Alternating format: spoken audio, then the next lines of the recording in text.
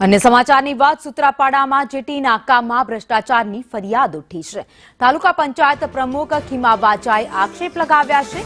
તાલુકા પંચાયત પ્રમુખે મુખ્યમંત્રીને લેખિત ફરિયાદ કરી છે। 400 કરોડના ખર્ચે ચાલતા કામમાં ભ્રષ્ટાચારની ફરિયાદ કરાઈ છે। જેટીના કામમાં મોટા પ્રમાણમાં ગેરરીતિ થઈ છે।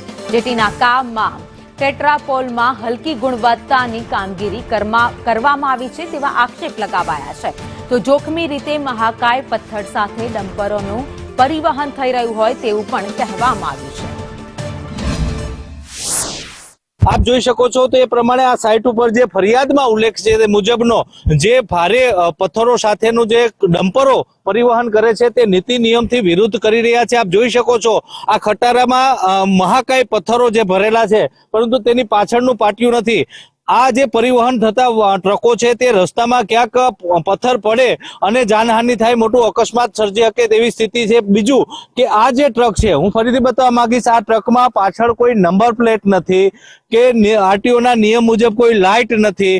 આ જે આખો ટ્રક નીતિ નિયમ વિરુદ્ધ આખી પ્રક્રિયા અહીંયા થઈ રહી છે। સ્થાનિક આગેવાનો લોકો દ્વારા વારંવાર ફરિયાદો ઉઠી છે પરંતુ તંત્ર આ જે એજન્સી છે તેની સામે કોઈ કાર્યવાહી નથી કરતું, જેના પગલે લોકોમાં ભારોભાર રોષ જોવા મળી રહ્યો છે। જે ફરિયાદી છે સૂત્રાપાડા તાલુકા પંચાયતના પ્રમુખ, જેને તાજેતરમાં જ લેખિત ફરિયાદ કરી છે, તે સંદેશ ન્યૂઝ સાથે જોડાયા છે। આપણે એમની સાથે જ સંવાદ કરીશું। શું આપનું નામ, આપનો પરિચય? મારું નામ વાજા ખીમાભાઈ કાનાભાઈ છે। હું તાલુકા પંચાયત સૂત્રાપાડા પ્રમુખ તરીકે ફરજ રહું છું।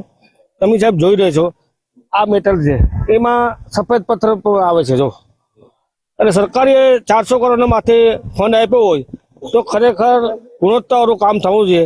તો આમાં ગુણવત્તા તો ક્યાંય દેખાતી નથી, તો સરકારના પૈસા એને જાય એ માટે અમે જે પ્રમુખ તરીકે એક ચાર્જ સંભાળ્યો છે તો અમારી ફરજ આવે છે કે કાંઈક ગલત થતું હોય તો અમે ઓજ ઉઠાવીએ। ચોક્કસથી આપે જોયું તે પ્રમાણે સ્થાનિક આગેવાનો દ્વારા પણ લેખિતમાં મુખ્યમંત્રી સુધી ફરિયાદો કરવામાં આવી છે।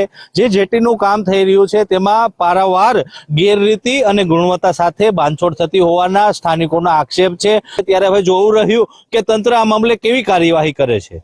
રાકેશ આહિર, સંદેશ ન્યૂઝ, ગીર સોમનાથ।